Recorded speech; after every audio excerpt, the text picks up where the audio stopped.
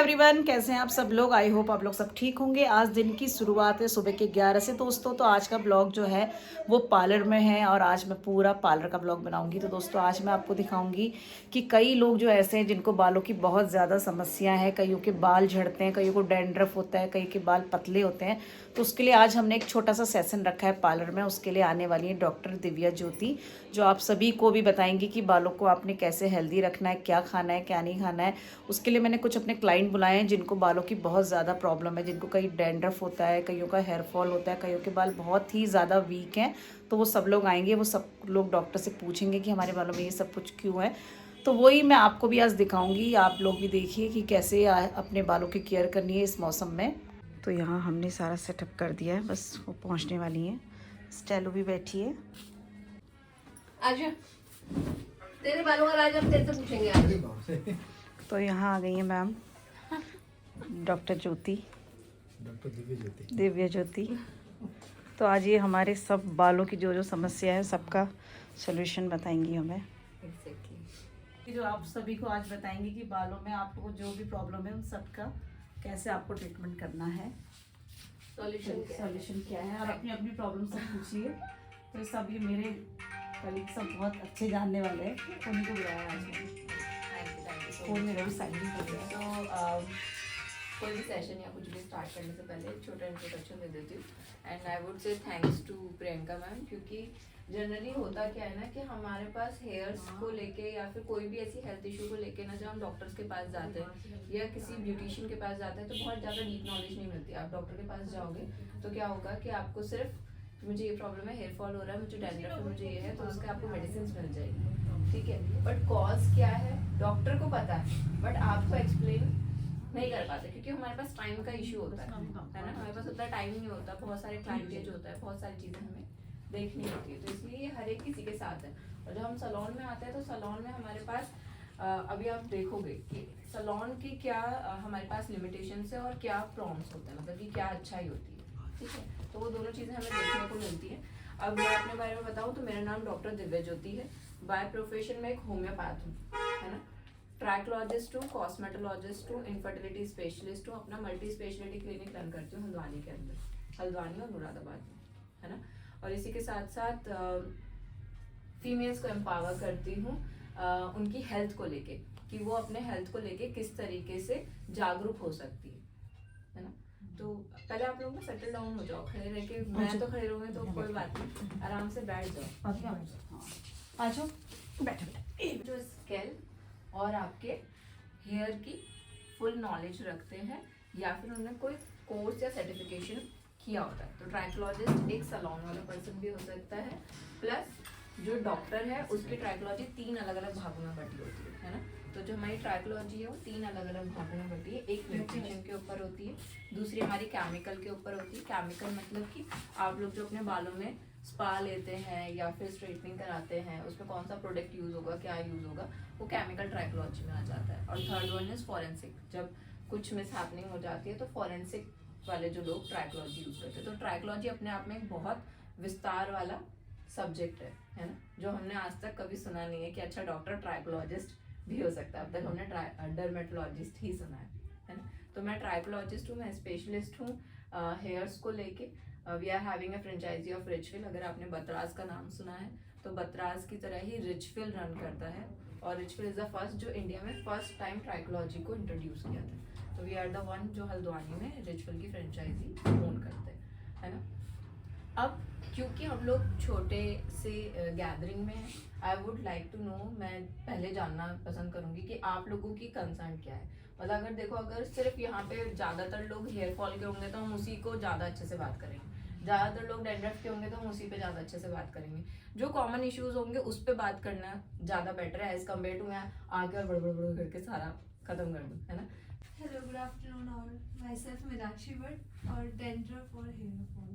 Dandruff and hair fall कितने time से, थोड़ा सा वो भी बता देना। मेरे तो लगभग 6-7-8 महीने हो गए. 7-8 महीने हो गए। मेरा भी ऐसे ही है।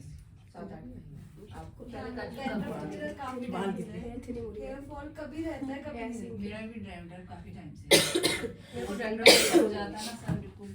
इनको तो मैम डैंड्रफ का बहुत ज़्यादा इशू है, ये जो है। ठीक है। मुझे डैंड्रफ की प्रॉब्लम नहीं है, लेकिन पहले काफी हैवी बाल थे, पिंकी ज्यादा जाती है, मेरे हेयर कट करती थी। पहले इतने से इतने हो गए। और क्यों हुए, कैसे हुए, ये मेरे को भी पता नहीं चला, कब झड़े वो सारे बाल। ओके ओके, अभी आज पता लग जाएगा। तो आपका नाम है? मेरा नाम पूजा गोस्वामी, मैं भी यहीं नियर बाय रहती हूँ। और हेयर फॉल है और प्री मैच्योर ग्रेइंग भी है, और साथ में जैसे पीरियड्स आने वाले होते हैं ना, उससे 5 डेज पहले मेरे फेस में ना एक्ने प्रॉब्लम हो जाती है। ठीक है, वो कॉमन, वो कॉमन। नेक्स्ट, मेरा सुप्रिया है, मैं हल्द्वानी से ही हूँ। मेरा हेयर थिनिंग का प्रॉब्लम है और प्रीमेच्योर ग्रेइंग है। हाँ, हेयर थिनिंग हाँ, ये मेरा नाम प्रियांशी है और लाइट हेयर प्रॉब्लम और hair fall issues. Okay, light hairs मतलब कि पतले बहुत हैं? पतले, हाँ। ठीक है, दिखा नहीं, यहीं से हल्द्वानी से हूँ मैं। हेयर फॉल है मेरा बहुत, डैंड्रफ भी है। ओके। तो मतलब मेजरली अगर हम देखें तो यहाँ पे हमें हेयर फॉल का बहुत बहुत ज़्यादा ज़्यादा। देखने को मिल रहा है कि हेयर फॉल हम सभी को है। अब एक चीज़ बताती हूँ मैं आपको हेयर फॉल को लेकर। बाल जो है वो मेरे ना इंग्लिश अगर कहीं पे ना समझ में आए तो प्लीज़ मुझे बता देना। वैसे मैं कोशिश करती हूँ इसे ब्रेक डाउन करने की, है ना, तोड़ के बताने की, बट कहीं पे ना समझ में आए तो बहुत मतलब झिझकना नहीं, ठीक है। तो जो बाल होता है वो नॉन वाइटल ऑर्गन होता है। नॉन वाइटल मतलब मुझे जिंदा रहने के लिए मेरे बालों की ज़रूरत नहीं है। जो ज़रूरत है वो है मेरा लीवर, किडनी, स्टमक, हार्ट, ये सारी चीज़ों की ज़रूरत होती है, वो वाइटल ऑर्गन्स होता है। अब बॉडी बहुत पहले से, बहुत सालों पहले से क्या करती है, जिस चीज़ की आपकी ज़रूरत है उसको पोषक तत्व पहले देती है, न्यूट्रिशन, ठीक है। जिस चीज़ की ज़रूरत नहीं है उसको वो नहीं देती। औरत तो वैसे या ही मर फिर- जाएगी, बाल गंजे हो गए तो। सबसे ज्यादा जरूरत तो वही है। हाँ, बट किडनी में नेचर थोड़ी देर इस चीज को नहीं समझती ना, नेचर इस चीज को नहीं समझती, है ना। तो हमने क्या देखा था बहुत सालों पहले, जब हमारे जो पूर्वज थे वो बंदर हुआ करते थे, बंदर प्रजाति के हुआ करते थे, तो हमारे फुल बॉडी पे प्रॉपर बाल होते थे, ठीक है। धीरे धीरे वो कम होते चले गए। इसी के साथ साथ बहुत सारी चीजें ऐसी बॉडी से हट गई जो पहले हुआ करती थी, बट आज के डेट में हमारे पास नहीं है ना। और आने वाली जो स्टडीज हैं वो ये कहती है कि आने वाले टाइम में ना हमारे पास बाल होंगे ना हमारे पास आईब्रोज होंगे। अभी सोच के हमें शायद से थोड़ा अजीब लग रहा है, और जब हम अपने पूर्वजों को देखते हैं बेसिकली, तो हमें पता है कि मतलब हम लोग यहाँ से आते हैं। आज खुद को देख के अजीब नहीं लगता, अगर पूर्वज हमें ऐसा देख लें तो उन्हें अजीब लगेगा, ये क्या, इनके पास तो बाल ही नहीं है ना। ऐसे हमारे फ्यूचर को देख के हम लोग, अभी तो हमें लगेगा कि क्या अजीब है, बट उस टाइम के लिए वो चीज़ एक कॉमन होगी। और अभी बहुत जो जनरेशन जिस तरीके से आगे और स्पीड से बढ़ रही है, चीज़ें बहुत फास्टली कम होती जा रही है। इसलिए जब आप बात करते हैं इंडिया में हेयर फॉल की, तो आपको 95% लोग मिलेंगे जिनको हेयर फॉल हमेशा रहता ही रहता है, और वो कॉज हम जानने की कोशिश करेंगे। तो मैंने इसलिए वाइटल ऑर्गन का पहले बताया है, क्योंकि मेरे जो बाल हैं वो मेरी सेहत से जुड़े हुए हैं। It's not about your scalp बहुत बाद में आता है, उससे पहले हमारे इंटरनल ऑर्गन्स की बात आ जाती है। तो अभी हम पूरे ओवरऑल उसको देखेंगे कि ये हो क्यों रहा है, हेयर फॉल कॉमन क्यों हो गया है। पहले इतना नहीं था, पहले तो प्रॉपर टाइट चोटी बनाई जाती थी, है ना। पहले के बाल बहुत मोटे होते थे, पहले लोग वो भी बना लेते थे, रिकॉर्ड भी बना लेते थे अपने बालों को बांध के, कभी ट्रक खींच दिया, कभी कुछ दिया, बहुत स्ट्रांग हुआ करते थे। बट आज के डेट में बाल हाथ में लगे नहीं कि नीचे आए नहीं, है ना। तो उसको हम लोग देखते हैं। बाल, एक तो मैंने वाइटल ऑर्गन बता दिया, दूसरा आपको इस तरीके से समझना है कि एक पौधा होता है, ठीक है। पौधे की जड़ जितनी ज्यादा स्ट्रांग होती है उतना ज्यादा आपको वो ऊपर से फल देता है, फूल देता है, और उतना हरा भरा होता है। अगर मैं एक पौधा है, ठीक है, मान लीजिए यहाँ पे एक पौधा है, नीचे उसकी जड़ है, मैं उसको पानी सिर्फ ऊपर ऊपर ऊपर दे रही हूँ, सिर्फ उसके पत्तियों पे डाल रही हूँ, क्या लगता है कि सूख जाएगा? नहीं बढ़ेगा, पानी तो मिल ही रहा है ना, एंड पानी की बात है, तो पानी मिल रहा है, उसे कार्बन डाइऑक्साइड मिल रही है, तब बढ़ेगा या नहीं बढ़ेगा? बढ़ेगा? नहीं बढ़ेगा, क्योंकि नीचे की जमीन सूख जाएगी ना। नीचे की जमीन सूख गई, जब तक नीचे वाले में न्यूट्रिशन था उसने तब तक लिया, नीचे वाली जमीन जब सूख गई तो फिर उसके पास लेने के लिए कुछ भी नहीं बचा, तो वो धीरे धीरे सूख जाएगा, आप ऊपर से कितना भी पानी दे दीजिए। इसलिए लोग क्या करते हैं, गुड़ाई करते हैं उसमें, पौधे में, ताकि वो और हरा भरा हो। उसमें खाद डालते हैं, उसमें पानी डालते हैं, उसमें बाकी कीड़े मकोड़े ना लगे, उसके लिए ऊपर से दवा डाली जाती है, ना कि नीचे से उसके किसी और चीज़ के लिए। तो बेसिकली अगर मैं कहूँ कि मुझे शैम्पू से, मुझे ऑयलिंग से कि फलाना तेल लगा लो, ये वाला तेल लगा लो, उससे हेयर फॉल रुक जाएगा, तो ऊपर से कितना भी कुछ भी कर लोगे, रिजल्ट 5% से ज़्यादा नहीं आएगा। चाहे वो डैंड्रफ है, चाहे वो आपका हेयर फॉल, सब कुछ इंटरनल होता है। इसलिए आज की डेट में जो बड़ी बड़ी कंपनी, जैसे त्राया का बहुत ज़्यादा आप एडवर्टीजमेंट देख रहे होंगे, तो त्राया बहुत सक्सेसफुल है। क्यों? क्योंकि वो कस्टमाइज ट्रीटमेंट देती है। कस्टमाइज मतलब आपकी ओवरऑल हेल्थ को पूछेगी, 100 सवाल आपसे करेगी, तब जाके बताएगी कि भैया ये ले लो अपने बालों के लिए। और ऐसी बहुत सारी चीज़ें ऑलरेडी जो कस्टमाइज फॉर्म में चलती हैं, ठीक है।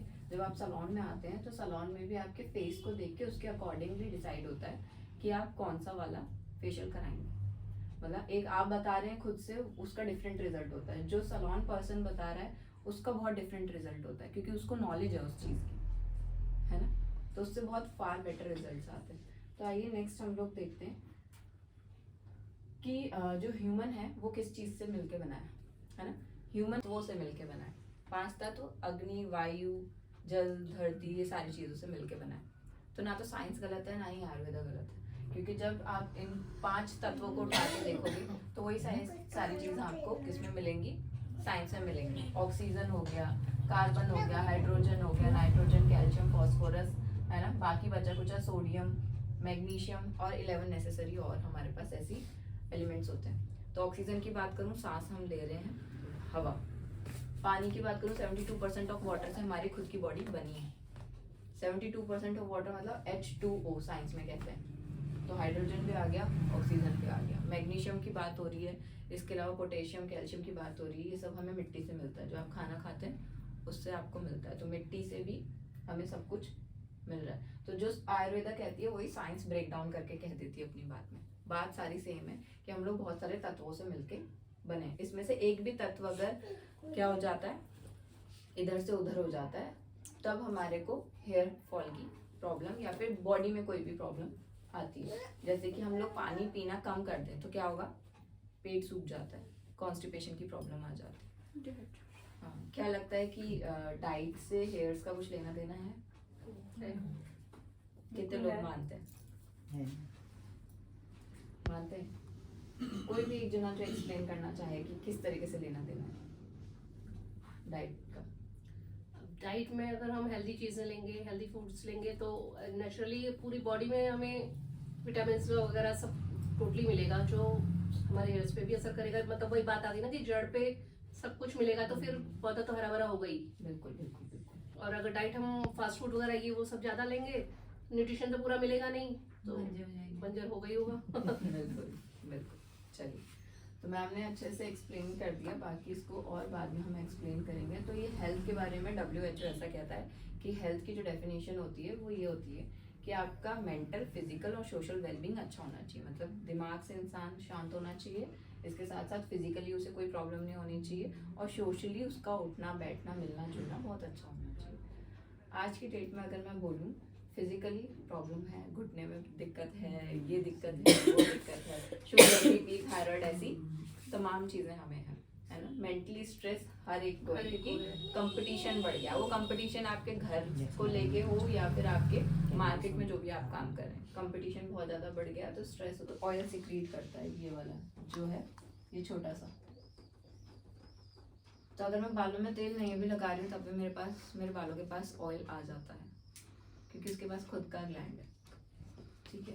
और इसका भी डिस्टरबेंस हो जाना हमारे लिए बहुत ज़्यादा हानिकारक होता है। अब नॉर्मली ये जो एक स्टैंड है वो कैसा दिखता है, वो ऐसा दिखता है। ये एक सिंगल नहीं है, ये परत में है। शालू भाभी का सबसे पहले हो रहा, तो ये सब कुछ तुमने करना है, जो भी मैम बताएंगी। हाँ बिल्कुल, लेकिन याद मुझे एक रखना पड़ेगा। पर्सन चाहिए जो लिखता रहे ना, जो मैं बताऊँ। चलो,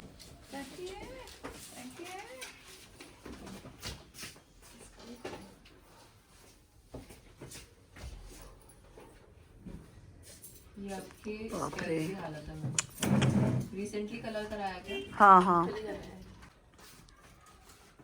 ये डैमेज है। मैं तो इसका मतलब ना, आप या तो गलत प्रोडक्ट यूज कर रहे हो या फिर लाइफस्टाइल कुछ ऐसी है कि स्कैल्प पे बहुत ज़्यादा इफेक्ट पड़ रहा है। तो उसके लिए क्या करना है मुझे? पहले अपने पेट को डिटॉक्सिफाई कर, क्या लेना मैम मुझे? फ़ोन नंबर 955-755-733 हेयर वॉश किया आज?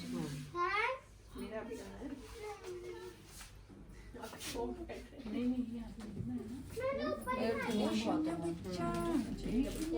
ये छोटी छोटी मैम जो दिख रहा है, थायराइड ओपन होते हैं तो इसका मतलब हमारा जो मैं टीलोजन बता रही थी वो था या स्ट्रेस था? बाल बहुत गिर रहे हैं। अभी रिसेंटली गिरना स्टार्टिंग। एक दो क्लासेस हुई।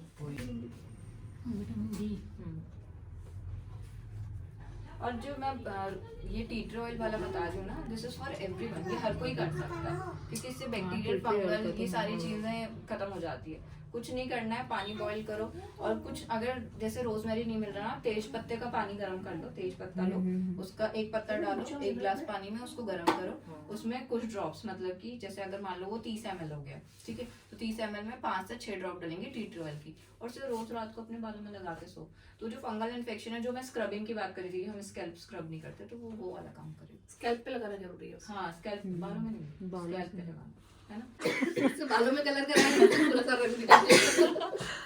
नंबर तो जो स्कैरी है बाल बांधने से दर्द होता है सर में। हाँ, ऑयल लगाने से होता है। जैसे ऑयल लगा लिया तो शाम के या दूसरे दिन अगर से वॉश करने के बाद फिर देखो स्कैल्प की हालत देखो, एजिंग कहते हैं इसको, है ना। ये मत करो आप, आपके लिए ना अभी पीसीओडी की ऐसी प्रॉब्लम नहीं, बट मेरी ओवेरियन सिस्ट का मेरा ऑपरेशन हो रखा हाँ तो वही तो पूछ रही हूँ, है, ऑपरेट हो रखी है। ऑपरेट हो रखा है ना, तो ये उसी का है। ऑयल ग्लैंड्स, जब आपकी बॉडी में टेस्टोस्टेरोन बहुत ज़्यादा होता है ना, तब मतलब कि ये आपके ऐसी कंडीशंस आती है। जैसे पीछे फॉलिकल्स देखो ओपन है ना, न्यू हेयर ग्रोथ तो नहीं है बट आपके ये देखो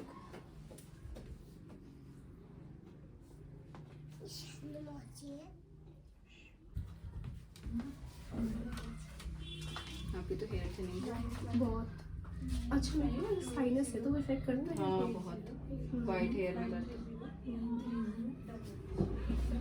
हमारा क्या था ये थिनिंग बहुत है। हेयर ग्रोथ तो है न्यू बट हेयर थिनिंग बहुत है।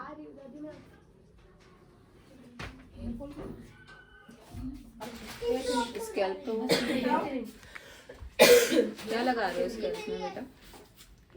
कुछ नहीं लगाते। कुछ नहीं, ऐसा तो कुछ नहीं, बस ऑयलिंग होता है, वही पैराशूट कोकोनट ऑयल। एजिंग लगा है कुछ तो भी।